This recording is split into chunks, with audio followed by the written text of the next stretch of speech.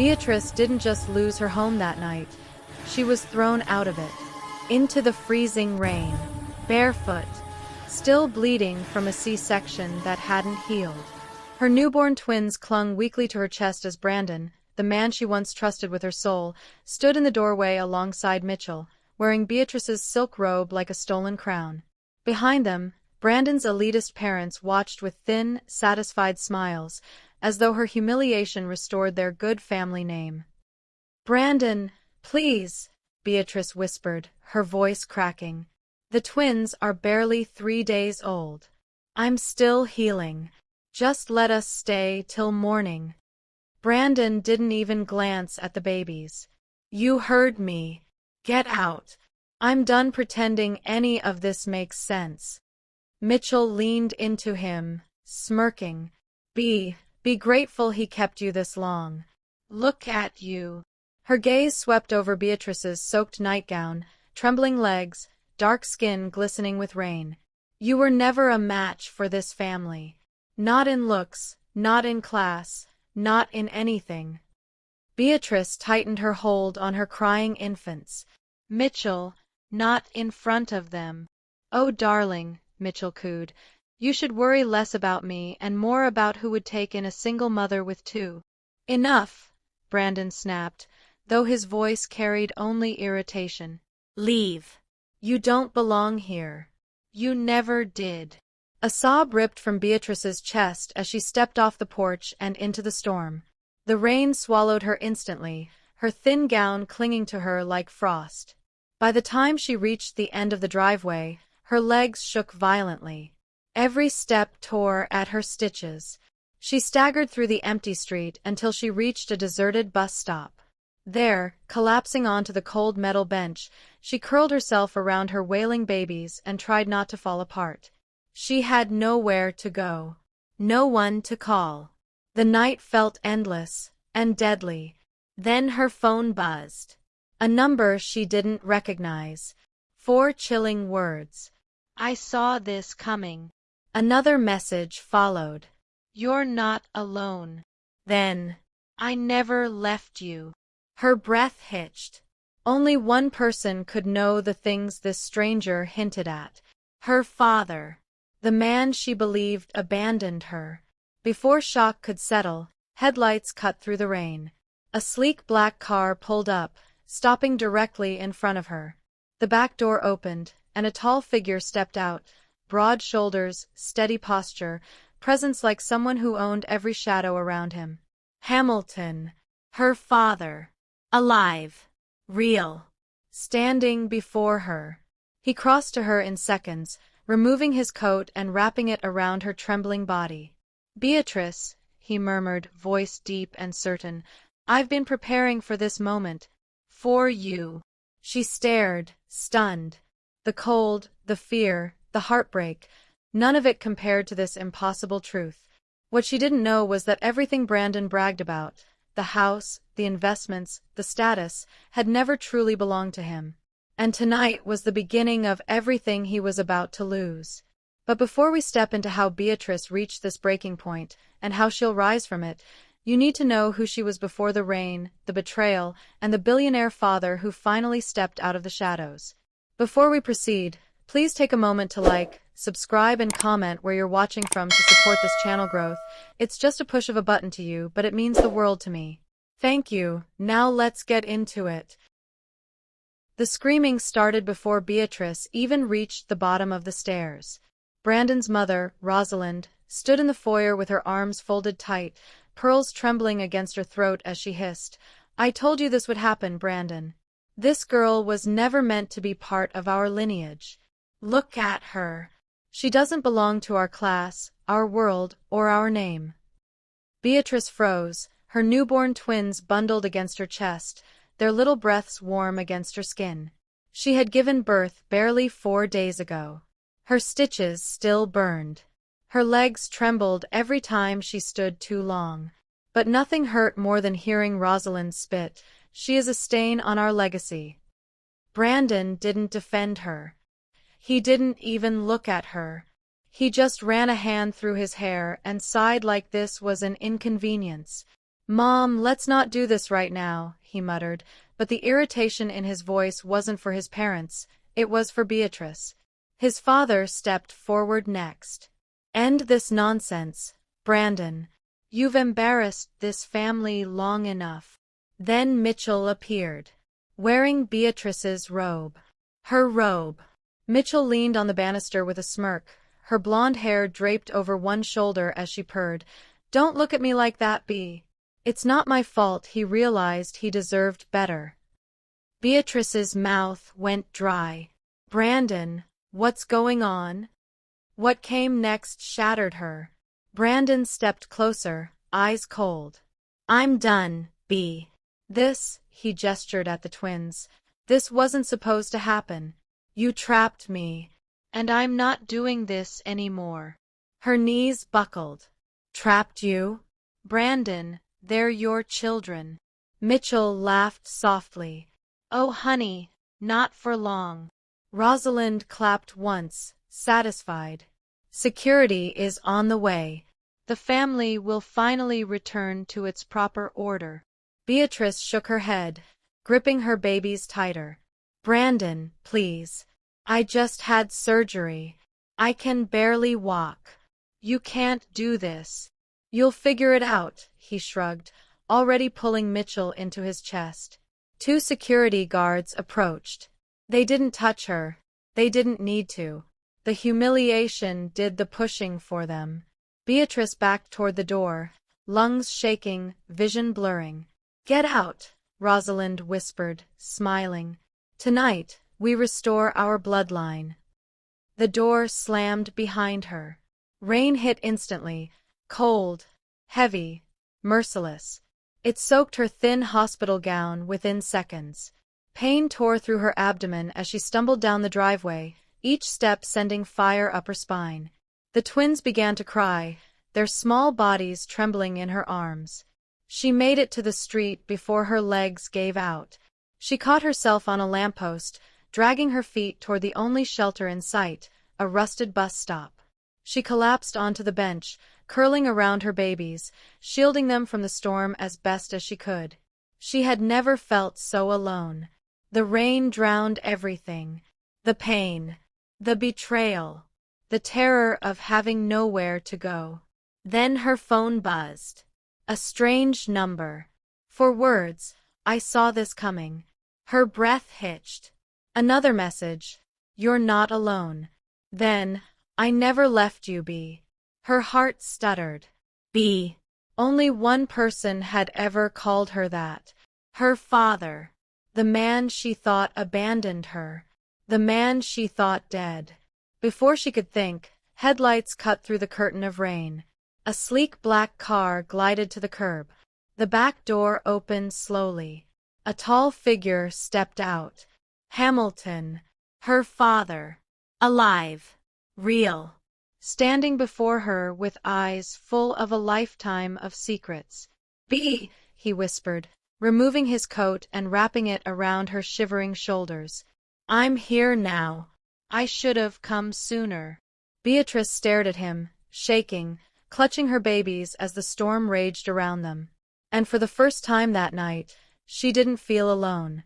CTA, if you could sit beside Beatrice at that bus stop, soaked and shattered, what would you say to her in that moment? Hamilton didn't hesitate. The moment he reached Beatrice, he slipped his arms under her elbows and lifted her gently from the bench as if she weighed nothing. His coat engulfed her, warm from his body heat. He shielded the twins with a thick wool blanket he'd brought with him, tucking it around their tiny forms with surprising tenderness for a man who looked like he'd stepped straight out of a boardroom war. "Come on, Bea. Let's get you inside," he murmured. The car's interior was warm, almost too warm after the freezing rain, and the sudden comfort made her whole body start shaking.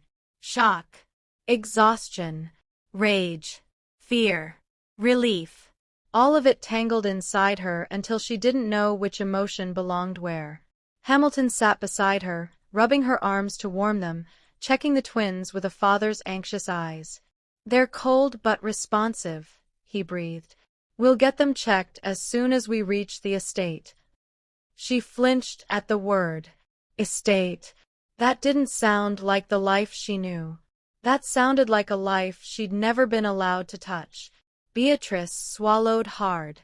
"Why now?" she whispered. "Why come now after all these years? Why leave me at all?" Hamilton's jaw tightened, not with anger, regret. "I never left you," he said quietly. "I was forced underground. You and your mother were in danger from men who would have destroyed anything connected to me." Beatrice's brows knitted. "Danger? From what?" He exhaled slowly, as though bracing for her disbelief. "Business rivals. The kind who don't fight with contracts, they fight with bloodlines. When I realized they'd traced my identity, I had to disappear. Your mother hid you. The less you knew, the safer you were." His voice dropped, heavy with guilt. "But I never stopped watching over you." She stared at him, confused and trembling. "Watching how?" Hamilton reached into the console and pulled out a small tablet. With a tap, screens lit up, bank activity logs, security footage, asset documents, Brandon's transaction history, even recordings of him arguing with his parents about Beatrice. "I saw everything," Hamilton said softly. "Every time he drained your joint account. Every time he lied to you. Every time his parents pushed him to leave you for someone more suitable. Every time he let them belittle you because of your skin, your upbringing, your strength." Beatrice's breath hitched at the sight of Brandon on the screen, laughing with Mitchell about getting rid of the problem. She tore her eyes away. Her chest felt like it was collapsing. "And you just watched? You didn't stop it?" Hamilton touched her hand gently. "I waited for the moment they crossed the final line. And tonight they did." She looked down at the twins, asleep now beneath the blanket. For the first time since the storm began, they looked peaceful. "But Brandon," she muttered. "He thinks he owns everything. The house. The cars. The business account." Hamilton's expression turned razor sharp. "He owns nothing." Beatrice blinked. "What?" "Every major asset he claimed was funded through trusts under your name," Hamilton explained. "Money I funneled quietly to secure your future. Brandon used those assets because you trusted him." "But legally?" Hamilton's tone shifted, deadly calm. "He has no rights to anything. Not one house. Not $1. Not one car." The words hit her like a lifeline thrown into deep water. Hamilton placed a hand over hers. "You and the twins are coming home with me. You'll be safe. You'll be protected. And I promise you, His voice dropped, steady and fierce. "We're going to make this right." Beatrice stared out the rain-soaked window, watching the streetlights blur past, her mind spinning. Trust him. Fear him. Lean on him. She didn't know yet. All she knew was this: the man she thought had abandoned her was the only person who had shown up when she needed someone most. If you were Beatrice in that car, soaking wet and heartbroken, would you trust Hamilton immediately, or would you hold back? Beatrice woke slowly, her body sinking into softness she hadn't felt in years. For a moment she panicked, unsure of where she was, until she saw the ceiling, gold-trimmed, high, elegant. Not a hospital. Not Brandon's house. A penthouse. A luxurious one. Warm light spilled through tall windows overlooking the city skyline. The sheets beneath her were crisp. A soft murmur came from the crib beside her, her twins, wrapped in warm blankets, tiny chests rising and falling peacefully. She tried to sit up, but pain tore through her abdomen. A nurse hurried over. "Easy, dear. You had a rough night," the woman said gently. Another nurse adjusted the four hydrating her, while a third checked the twins. Everything was clean, warm, calm, nothing like the storm-soaked chaos of the night before. Hamilton entered quietly, wearing a tailored suit but eyes filled with something softer: concern. "You're safe here," he said. "This penthouse is one of mine. Staff you can trust. Nurses, security, everything you and the babies need." Beatrice sank back against the pillows, letting the truth settle. She wasn't alone. Not anymore. A team of legal experts arrived soon after, carrying thick folders and tablets. Hamilton gave her a moment before nodding at them to begin. A woman with sharp glasses stepped forward.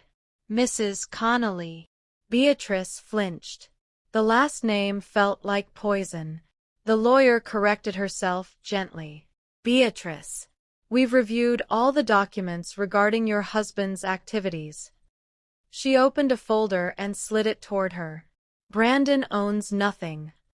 The words echoed in the spacious room. Beatrice blinked. "But the house, the cars, the accounts, all under your trust," another lawyer added.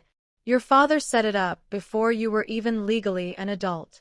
Brandon only accessed the funds because you allowed him to. Not the other way around." Hamilton stepped closer. "Every time he tried to transfer assets into his own name, my safeguards blocked him. He never knew why he kept hitting legal dead ends." Images flashed on the tablet. Failed transfer attempts, bank alerts, Brandon arguing with bankers. Beatrice felt her throat tighten. "He really tried to take it all," she whispered. "And he failed," Hamilton replied, "because your mother and I prepared for the possibility you'd trust the wrong man." Beatrice closed her eyes and memories flooded in. Brandon's slow shift from affectionate to dismissive, his parents' sneers whenever she entered a room, Mitchell showing up at odd hours with excuses like, "Oh, Brandon didn't tell you I was coming?" She'd ignored the signs. She'd wanted to believe. But the truth cut deeper now. Hamilton tapped the stack of documents. "We know everything. And you need to see this." More files. More messages. Brandon's words in his own handwriting. Asterisk, "The twins give me leverage over her." Asterisk. Asterisk, "If she behaves, maybe I'll let her stay in the guest room." Asterisk. Asterisk, "Once she settles, I'll get control of the trust. It's just money. She'll do whatever I tell her." Asterisk. Beatrice's breath shattered. Her fingers trembled as she set the papers down. "I gave him everything," she whispered, "and he saw me as a tool." "And Mitchell?" she asked, voice barely above a whisper. Hamilton nodded to another lawyer, who pulled up transaction logs. Payments Mitchell had funneled through Brandon's name, secret withdrawals, coded notes. Evidence she wasn't just cheating, she was helping him steal. Beatrice felt something new bloom inside her. Not pain. Not fear. Strength. For the first time since the stormy night she'd been thrown out, she sat upright without wavering. "What happens next?" she asked. Hamilton's expression hardened with purpose. "We reclaim the home, expose Brandon, secure full custody, and ensure you never have to bend to him or anyone like him again." Beatrice looked at her twins sleeping peacefully. She wasn't the same woman who'd been thrown into the rain. She was rising. Have you ever discovered someone's betrayal was far deeper than you realized? How did you handle it? Brandon Reeves always hid his insecurity behind extravagance, and tonight was no different. Music blasted across the mansion grounds. Laughter spilled out of open doors. Crystal glasses clinked together as Brandon, dressed in an expensive suit he didn't pay for, strutted around the ballroom like he was untouchable. Guests praised him for his fresh start, congratulating him on finally freeing himself from that girl and her baggage. He smirked, soaking in the praise. Mitchell, wearing one of Beatrice's designer dresses like a trophy she stole, slid her arm around his waist. "A toast," she purred loudly, raising her glass, "to the new era of the Reeves family." His parents nodded proudly, as if wiping Beatrice from their family tree was the greatest accomplishment of their lives. But the celebration shattered the moment the mansion doors swung open. A cold silence swept through the room. Beatrice stood framed in the doorway, steady, calm, and stronger than the woman they'd thrown out. She wore a simple black dress, her hair pulled back, her expression unreadable. Beside her stood Hamilton, sharp as a blade, flanked by 2 legal officers and uniformed security. Guests gasped. Phones went up immediately. Brandon froze mid-laugh. What is this?" he stuttered, color draining from his face. Beatrice stepped forward, her voice steady. "You're celebrating a freedom you never earned." Brandon forced a laugh. "Look at her, she's crazy. She broke in or something. Security." No one moved. Hamilton raised a hand, and his team displayed thick folders and electronic files. "Brandon Reeves," one officer announced, "we have evidence of attempted fraud, asset manipulation, and collusion with Ms. Mitchell Hayes." Mitchell paled instantly. Brandon barked, "What evidence? This is some stunt. This woman is delusional." Beatrice didn't argue. She simply pulled out her phone, tapped the screen, and the speakers, wired through the mansion's sound system, came alive. Brandon's voice filled the room. Asterisk, "The twins give me leverage over her." Asterisk. Gasps rippled through the crowd. Another clip. Asterisk, "Once she settles, I'll get control of the trust. She's easy to manipulate." Asterisk. Mitchell's hand slipped from Brandon's arm. Then the worst one, dripping with venom. Asterisk, "She was never good enough. Not her race, not her background, nothing. My parents were right." Asterisk. His mother shrieked. His father staggered. Guests stared in horror. Brandon lunged forward. "Stop it! This is taken out of context." Hamilton's security blocked him effortlessly. Mitchell tried to slip toward the side door, but Hamilton's associate intercepted her, presenting a tablet full of transaction logs. "Ms. Hayes," he said calmly, "we have proof of your involvement in asset diversion and false accounting." Mitchell's face crumpled. "Brandon told me it was legal." He said you'd never find out." Brandon turned on her instantly. "You idiot! Don't drag me down with you." But he was already sinking. Phones pointed at him from every direction. Neighbors whispered. Someone streamed the whole scene live. His elitist parents swayed on their feet, mortified as their perfect family image collapsed in front of half the neighborhood. Brandon's mask cracked. "I made you," he screamed at Beatrice. "You were nothing without me." But Beatrice didn't flinch. "Funny," she said softly, "because everything you ever bragged about was mine." Hamilton glanced at her and nodded approvingly. Brandon lunged again, wild, desperate, but 2 officers caught him before he got close. He cursed, spat, fought, his reputation burning to ash with every passing second. The mighty Brandon Reeves, brought down by his own words. And Beatrice hadn't lifted a single angry hand. Just the truth. If you were in Beatrice's shoes, would you confront Brandon publicly like this, or choose a private confrontation instead? The courtroom was packed, reporters lining the walls, lawyers shuffling papers, spectators whispering about the scandal that had erupted from the Reeves mansion. Beatrice sat quietly at the plaintiff's table, her hands steady, her eyes forward. Hamilton sat beside her, calm but sharp, like a man who had waited years to deliver justice. Brandon entered with forced composure, wearing a suit that didn't fit his trembling hands. His parents followed, looking drained and half-broken from the social fallout. Mitchell was nowhere to be seen. Rumor said she'd left the city the night of the party. Brandon tried to smile at the judge, a smile that twitched at the corners. "Your Honor," he began dramatically, "I come before you today as a changed man. I've started therapy, I'm addressing my childhood trauma, and I take full responsibility for the misunderstandings that led to my wife leaving." Hamilton's lawyer stood, adjusting his glasses. "Let's correct that. She didn't leave. She was thrown out into the rain with newborn infants while still recovering from major surgery. Brandon flinched. The lawyer continued, "And as for this supposed therapy, Your Honor, we subpoenaed his records. He never attended a single session."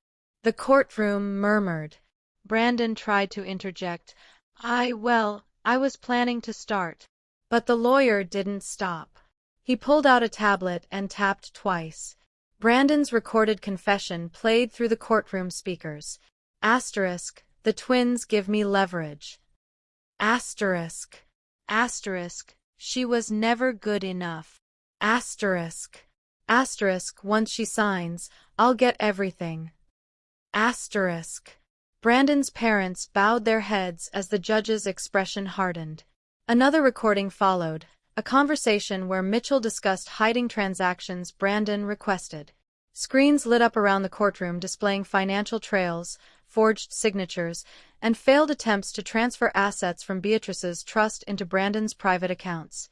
Then came the medical report, photos, statements, and a timeline from the night Beatrice had been thrown out. The cold, rain-soaked blood on her nightgown. Her dangerously low temperature. The hospital's warning about infection risk. The evidence piled so high Brandon's shoulders collapsed under the weight. Finally, the judge spoke. "In my courtroom," she said, voice sharp as a blade, "I have seen neglect, greed, manipulation, but this level of emotional and financial abuse is rare. Mr. Reeves, your conduct is reprehensible." Brandon swallowed hard, gripping the edge of the table as if it were the only thing keeping him upright. The judge turned to Beatrice. "Mrs. Reeves, you are granted full and permanent custody of your twin children."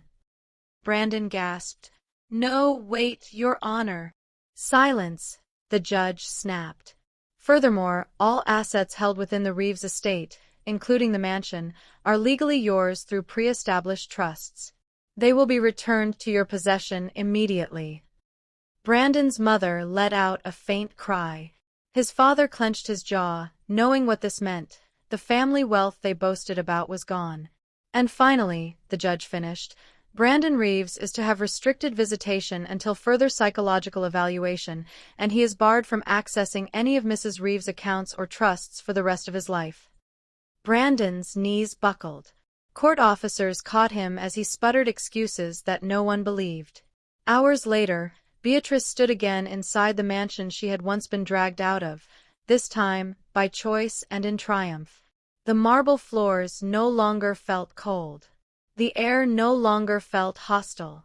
Her twins rested peacefully in her arms, their tiny breaths warming her heart. Hamilton stood beside her, placing a gentle hand on her shoulder. "You didn't just survive," he said quietly. "You reclaimed everything." Beatrice looked around the grand foyer, the same place she had once begged to stay just until morning. Now, she walked across it like a queen returning to her throne. Thrown out like trash. Returned like royalty. What would you have done differently if you were Beatrice? Did she go too far, or not far enough? Thanks for watching until the end. I put hours of work into crafting every story, writing, researching, and building every twist, just for you. If you enjoyed it, the best way to show it is by hitting like, subscribing, and leaving a comment. Every click tells me my hard work mattered. It may seem small to you, but to me, it means everything.